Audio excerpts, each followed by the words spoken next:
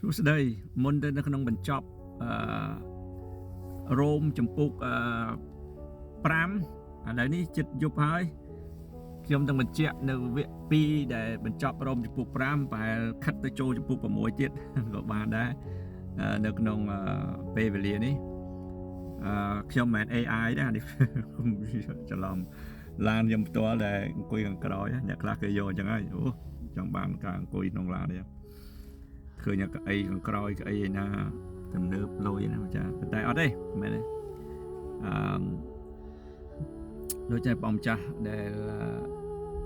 ដឹកនាំឲ្យទូបង្គំឲ្យទូបង្គំនៅក្នុងការដែលនិយាយព្រះបន្ទូលមានការប៉ះពាល់ទៅអ្នកដែលតាមដានហើយគាត់ទទួលស្ដាប់ទៅក៏នឹងមានស្អីមួយថ្មីដែលថាជា fresh ជាអត្តន័យផ្ដល់ទៅគាត់ដោយសារព្រះបន្ទូលជាឆ្នាំទឹកល្អជាជីវិតហើយឲ្យគេថា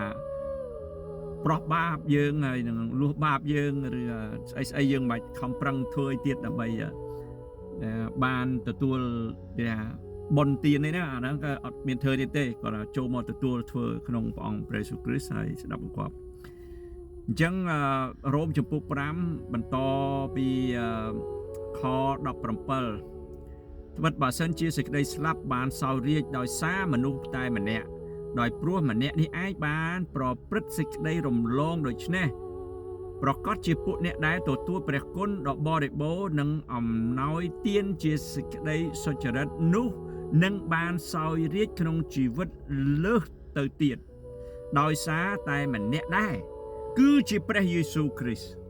អាមែនចឹងកុំថាព្រះយេស៊ូវគ្រីស្ទត្រឹមតែហៅរាជាមនុស្សនាំសាររបស់ព្រះយេស៊ូវជាព្រះបន្ទូលលេចនៅក្នុងសាច់ឈាមយកសាច់ឈាមរបស់ព្រះអង្គមកប្រោះលួសបាបយើងទៀតអាមែន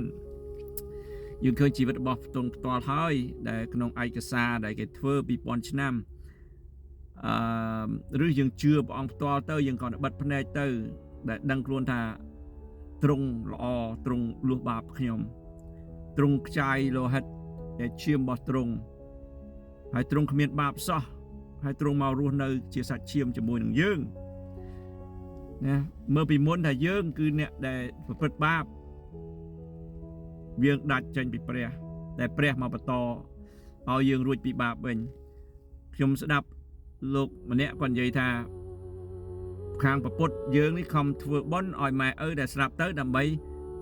ឲ្យទៅឋានសួគ៌ប៉ុន្តែធ្វើបុណ្យទាំងអស់គឺអត់សង្ឃឹមថាបានទៅឋានសួគ៌ហើយធ្វើបុណ្យឲ្យគាត់ហ្នឹងធ្វើស្អីដែលបុណ្យកុសលបុណ្យអីហ្នឹងដើម្បីឲ្យគាត់ចូលទៅឋានសួគ៌គាត់បានចូលទេអញ្ចឹងបានខំធ្វើបុណ្យកឋិនណាប៉ុន្តែដល់ជឿព្រះយេស៊ូវគ្រីស្ទវិញយើងបានទៅឋានសួគ៌មិនបាច់ខំធ្វើបុណ្យទេពីព្រោះព្រះអង្គមកធ្វើជាបុណ្យជំនួសយើងព្រះអង្គយើងមកសគត់ជំនួសបាបយើងហើយមើលតទៀតអត្ថន័យដែលសគត់ជំនួសបាបយើងនេះខ13ដូច្នេះដែលមនុស្សទាំងអស់ត្រូវទោសដោយព្រោះអំពើរំលងតែមួយនោះមនុស្សទាំងអស់ក៏បានរាប់ជាសុចរិតឲ្យបានជីវិតវិញដោយសារអំពើសុចរិតតែមួយបែបដូចនេះដែរណាដល់មនុស្សម្នាក់បានធ្វើល្អឬមនុស្សម្នាក់ហ្នឹងគឺអ្នកដែលអត់មានបាបសោះអាចទទួលប្រោះលួសយើងបានឃើញទេឧទាហរណ៍ថាបូទឹកនឹងកខ្វក់ហើយយកទៅលាងទៅក៏មិនស្អាតដែរនឹងឈាមបាបរបស់មនុស្សយើងចឹងហើយត្បិតដូចជាមនុស្សជាច្រើនបានត្រឡប់ជាមានបាបដោយសារមនុស្សតែម្នាក់មិនបានស្ដាប់បង្គាប់ជាយ៉ាងណានោះមនុស្សជាច្រើនក៏បានត្រឡប់ជាសុចរិតដោយសារតែម្នាក់បានស្ដាប់បង្គាប់វិញយ៉ាងនោះដែរ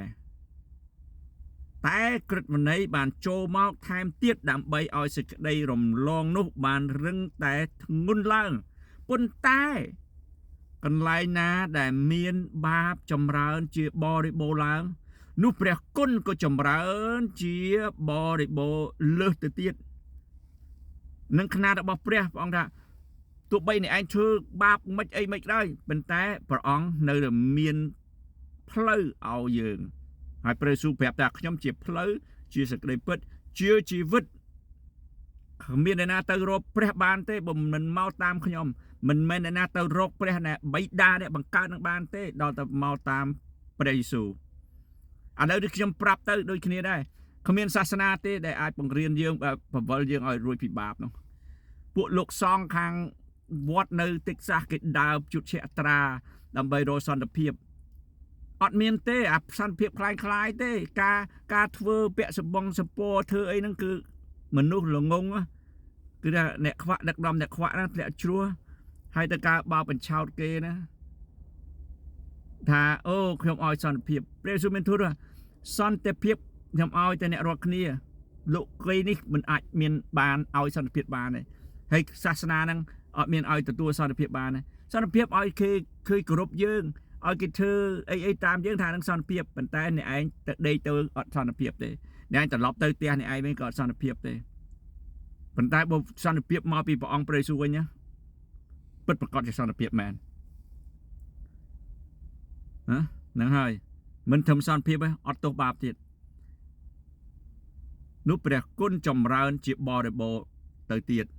ដើម្បីឲ្យព្រះគុណបានសោយរាជ្យដោយសារសេចក្តីសុចរិតសម្រាប់ជាជីវិតអស់កលជានិច្ច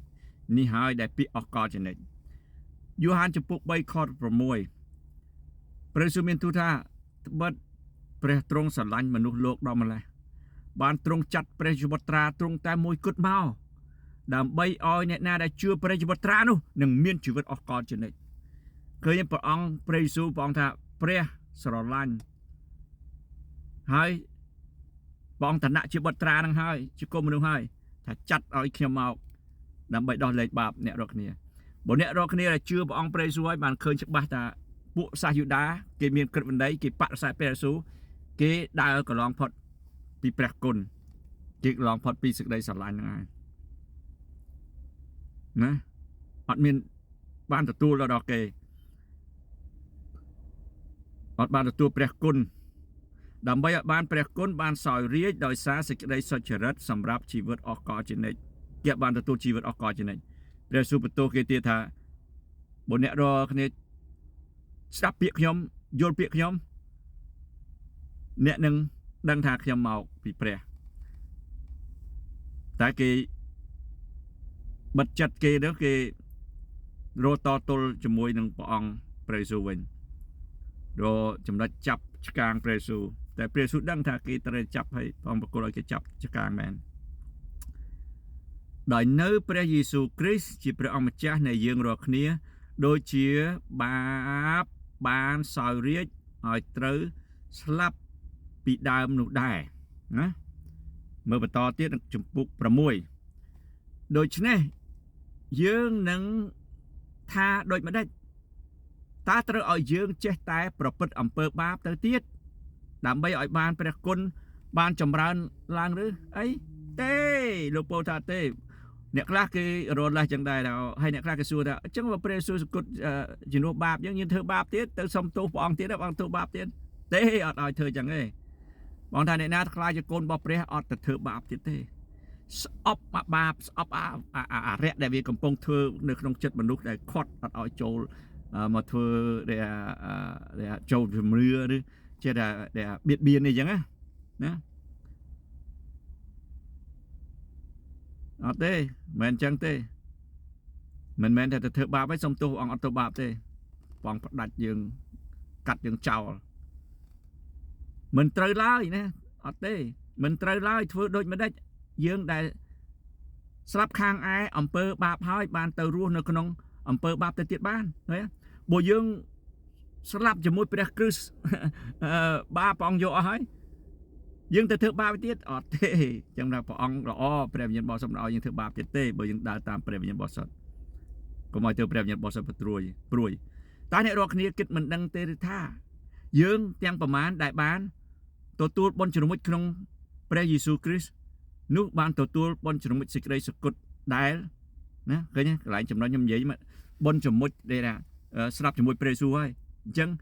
បាបនឹងជាមួយព្រះយេស៊ូវហើយអញ្ចឹងអត់យកបាបនឹងទៅធ្វើទៀតទេ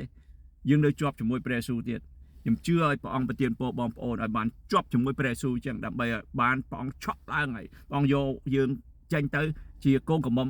ល្អខ្ចោះ